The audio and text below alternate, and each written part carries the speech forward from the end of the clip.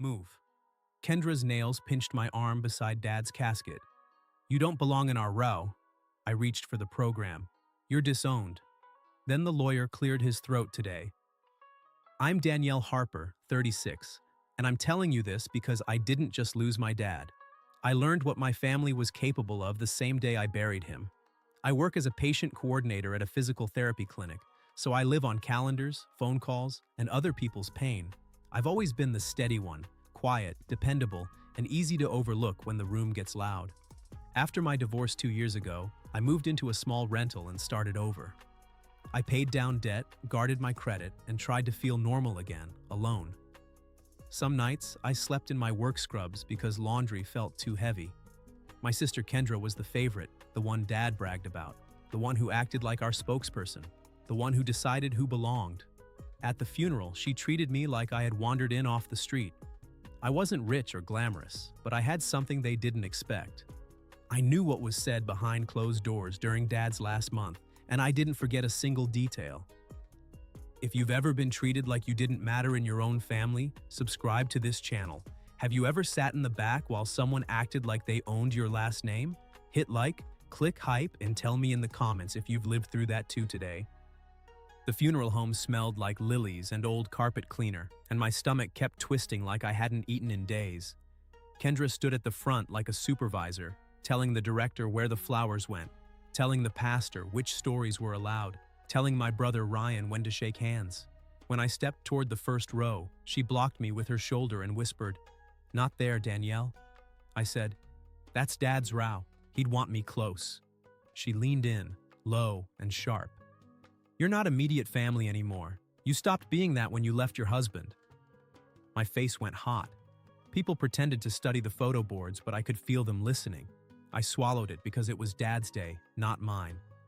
"Please don't do this here." Kendra kept her smile polite. "Then don't make a scene. You'll embarrass us in front of everyone." During the service, she controlled the microphone like it was a remote. She let her friends speak, let Ryan's coworkers speak, and skip my name without blinking. Afterward, in the hug line, she said loud enough for my aunt to hear. She didn't help with anything. I turned to the funeral director, a tired man with gray hair, and asked quietly, "Is the bill settled?" He nodded and murmured, "Paid from your father's account this morning." Kendra heard the last part and raised her voice. "I handled everything. You didn't lift a finger, Danielle." I opened my mouth, then closed it. Grief makes you slow. My hands shook so badly. Outside by the hearse, with cousins and neighbors watching, Kendra said the words like she was stamping a form. "You're disowned." Ryan stared at his shoes and muttered, "Just let it go." That's when a man in a dark suit walked in carrying a folder. He looked past the flowers and straight at me. "Danielle Harper?" Kendra snapped. "Not now." The man cleared his throat. "Per your father's instructions, I need the immediate family present today." He was very clear. Every head turned, and for the first time all day, Kendra's smile slipped. The next morning, my phone buzzed. Ryan texted, "Don't come to the house. Kendra's dealing with everything." Dad's house was the one place that still felt like him, with his aftershave in the hallway and the porch swing that squeaked every summer. I drove there anyway. The locks had been changed. My key didn't even turn. I stood there, holding useless metal. Kendra opened the door just enough to show her eyes. "What are you doing?" I said. "I need Dad's letters and his watch. Just a few things." She laughed once. "Dad didn't want you involved. He told me." Ryan appeared behind her, silent like a guard. The door shut in my face. Later that afternoon, I called the hospice nurse again. She told me Dad's bedside journal was missing. When I asked Kendra, she said, "It was trash." That night, Kendra posted on Dad's Facebook, thanking herself for doing it all. Friends wrote prayers, and my name vanished like I'd never existed. I commented once, and she deleted it within a minute. 2 days later, we had the family dinner at Aunt Linda's, the same table where we used to play cards. That night, it felt like a courtroom. Plates clinked, forks scraped, nobody met my eyes. Kendra set her napkin down and announced, "Danielle only showed up to see what she could get." Aunt Linda nodded like she'd heard it already. "Your sister did all the hard parts, honey." I pushed peas around my plate and said, "I came to bury my dad." Kendra smiled. "Sure you did.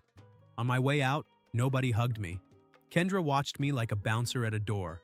2 days after that, I returned to drop off a box of old photos I had at my place.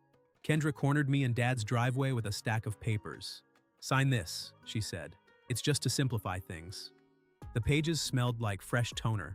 I skimmed and my eyes caught words like release, waiver, and no further claim. My throat went dry. I asked, "Why does this say I give up rights?" Kendra's voice turned sweet in the worst way. "Because you don't have any. This just keeps you from causing problems." I handed the papers back. "I'm not signing anything without advice." Her face tightened. "You're not smart enough to understand it anyway." Ryan stepped closer. "Danny, stop making this hard." I said, "I'm not making it hard. You're asking me to sign away my dad." Kendra pointed at the street. "Come back again and I'll call the police and report you for trespassing." I froze. It wasn't family drama anymore. It was paper trail drama, and they wanted me erased. What they didn't know was I had started collecting proof before Dad was gone. Kendra took over Dad's mail, appointments, and phone. She said it was to help, but her help came with locked doors. One night, Dad was asleep in his recliner when he grabbed my wrist and whispered, "If anything happens, promise me you'll stand your ground." I told him, "I promise," and I didn't understand why he looked relieved. After that, I kept screenshots of Kendra's texts, especially the ones where she bragged about handling Dad's mail. I saved email timestamps showing she contacted the attorney's office without telling me. I also took a photo of a document Dad showed me. He called it his real wishes, and he told me where a copy was stored. Then there was the day before he passed. Kendra stood there and said, "Don't come tomorrow. He doesn't need stress." I listened because I didn't want to fight. Later I called the nurse and she sounded confused. "He asked for you earlier," she said. "I thought you were coming." That was when I knew Kendra wasn't just being cruel. She was building a story with me cut out. So I made a folder on my laptop, dated everything, wrote a timeline, and backed it up to a flash drive in my sock drawer. I didn't tell Kendra or Ryan. I let them believe I was alone and too tired to fight. That week, my cousin Tara called me. Tara was the relative who never fit our family's picture-perfect rules. Tattoos, loud opinions, and a habit of telling the truth at the worst times. She said, "Danny, I saw what Kendra did at the funeral. It wasn't right." My voice cracked.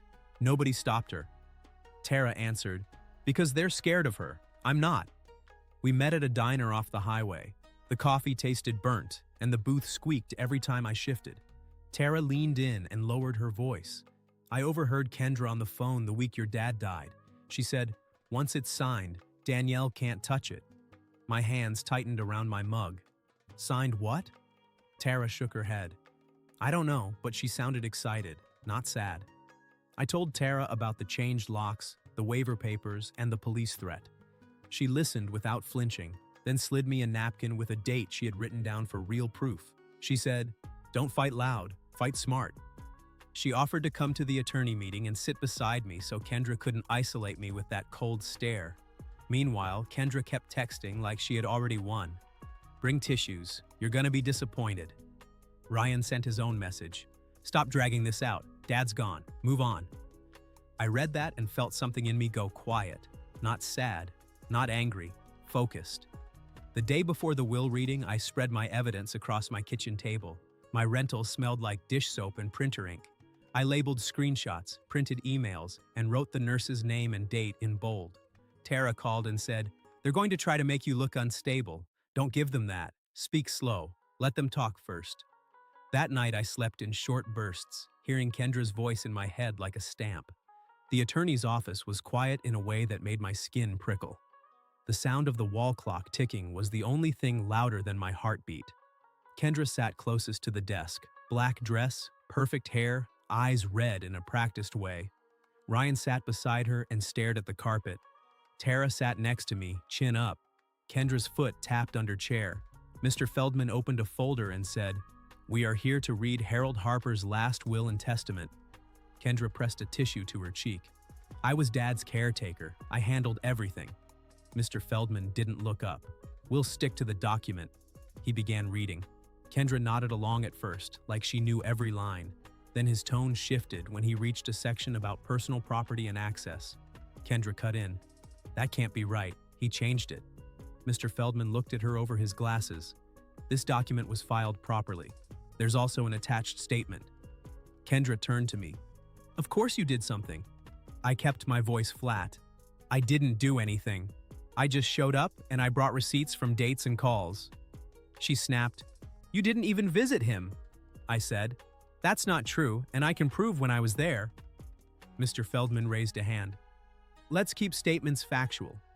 I slid my folder forward. Screenshots of Kendra bragging about handling Dad's mail. Emails showing she contacted your office about changes without telling me. The nurse's name and the date she said Dad asked for me. Mr. Feldman paused and flipped through, slower now. Kendra laughed, thin and sharp. You're really doing this over what? A watch? Tara spoke up. I'm willing to give a statement about what I heard Kendra say on the phone. Ryan finally looked at me. Danny, you're really doing this? I met his eyes. I'm doing what Dad asked me to do, and I'm done being quiet. Mr. Feldman set my papers down. Any attempt to coerce signatures or restrict access can become a legal issue, especially if pressure was placed on an heir. Kendra's face went stiff. Heir? Mr. Feldman reached into a drawer and pulled out a second envelope, thicker than the first. He placed it between us like a brick. There's one more document your father insisted I read out loud. When we walked out of that office, I felt different. Not louder, not cruel, just clear. I wasn't begging for a seat at their table anymore. For years, I tried to earn respect by staying helpful and quiet. Now I saw the game. Control and silence, then rewriting history until it sounded true. Tara nudged me on the sidewalk. You did good. I let out a breath I didn't know I was holding. My ribs stopped aching for a moment. Behind us, Kendra and Ryan stayed inside, voices rising and falling through the door. They had to answer questions they couldn't shrug off. Their story didn't match the timeline anymore. I didn't celebrate. I sat in my car and cried once, hard and short, because my dad was still gone. No paper could fix that, but it could stop the lies from becoming permanent. I knew I wouldn't let my sister use grief as a weapon again, not on me. Sometimes the hardest part of losing someone isn't the funeral. It's realizing who was waiting to profit from your pain. If you've ever been pushed out of your own family during a loss, told you didn't belong at the funeral or the will reading, you're not overreacting. Subscribe and share your story in the comments. Who tried to erase you when it mattered most in that painful moment for you, just like they did? Your voice deserves space here. Click hype to help this story reach others who need it. Standing up for yourself is tough. If you've been there, subscribe and become part of our community. Let me know this story helped by clicking hype. Tell me where you're watching from too. I love seeing how far these stories travel. Your comments matter more than you think, and I'm reading them, always, even late at night, because you matter. Drop your state below so I know this reached you.